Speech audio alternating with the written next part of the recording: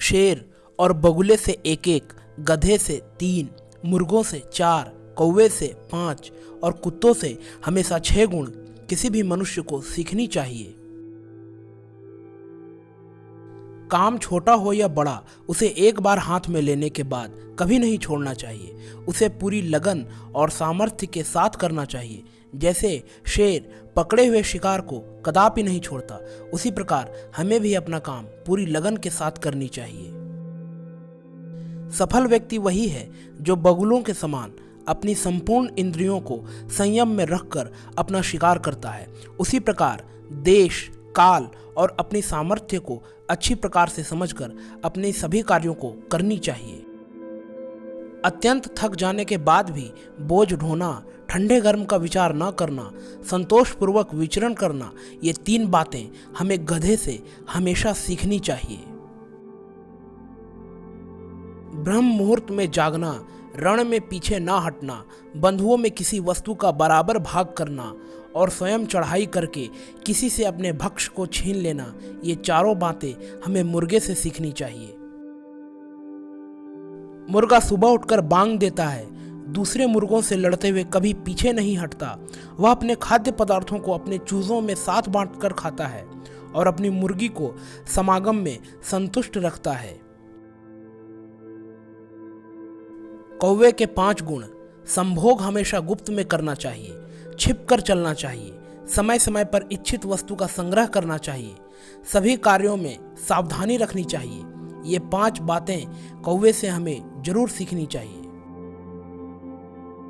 कुत्ते के 6 गुण। बहुत भोजन करने की शक्ति रखने पर भी थोड़े भोजन में ही संतुष्ट हो जाए, अच्छी नींद सोए परंतु जरा से खटके पर ही जाग जाए, अपने रक्षक से प्रेम करे और शीघ्रता दिखाए। इन 6 गुणों को हमें कुत्तों से सीखना चाहिए। बुद्धिमान पुरुष धन के नाश को, मन के संताप को, गृहिणी के दोषों को, किसी धूर्त के द्वारा ठगे जाने को और अपने अपमान को किसी को नहीं बताते हैं। संतोष से सर्वश्रेष्ठ सुख की प्राप्ति होती है। याचक दीनता प्रकट करता है, धनी गर्व करता है तथा और अधिक की इच्छा करता है, और जो संतोषी है वह सुखी रहता है। अपनी स्त्री, भोजन और धन, इन 3 चीजों में संतोष रखना चाहिए और विद्या अध्ययन, तप और दान करने में कभी भी संतोष नहीं करना चाहिए। 2 ब्राह्मणों के बीच से गुजरने का अर्थ यही है कि आप उनके वाद विवाद में विघ्न डाल रहे हैं, अतः कभी उनके बीच से होकर ना निकलें। ब्राह्मण और अग्नि के बीच से गुजरने का अर्थ यही है कि आप उनके अग्निहोत्र में विघ्न डाल रहे हैं। पति पत्नी तथा स्वामी और सेवक के बीच जब वार्तालाप चल रहा हो तब बीच में घुसकर आप उनकी बातों में विघ्न डालते हैं। बैल और हल के बीच से निकलते समय चोट लग जाने का भय बना रहता है, अतः इन बातों का हमेशा ध्यान रखना चाहिए।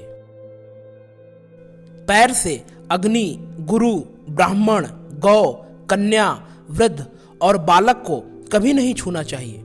इन्हें पैर से स्पर्श करने पर पाप लगता है, क्योंकि ये सभी आदरणीय हैं।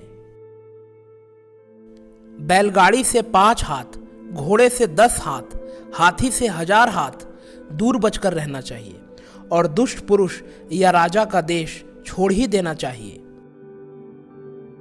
हाथी को अंकुश से, घोड़े को चाबुक से, सींग वाले बैल को डंडे से और दुष्ट व्यक्ति को वश में करने के लिए हाथ में तलवार लेना आवश्यक है। ब्राह्मण भोजन से संतुष्ट होते हैं, मोर बादलों के गरजने से, साधु दूसरों की समृद्धि देखकर और दुष्ट लोग दूसरों पर विपत्ति देखकर प्रसन्न होते हैं। अपने से शक्तिशाली शत्रु को विनयपूर्वक उसके अनुसार चलकर दुर्बल शत्रु को अपना प्रभाव डालकर और समान बल वाले शत्रु को अपनी शक्ति से या फिर विनम्रता से जैसा अवसर हो उसी के अनुसार व्यवहार करके अपने वश में करना चाहिए।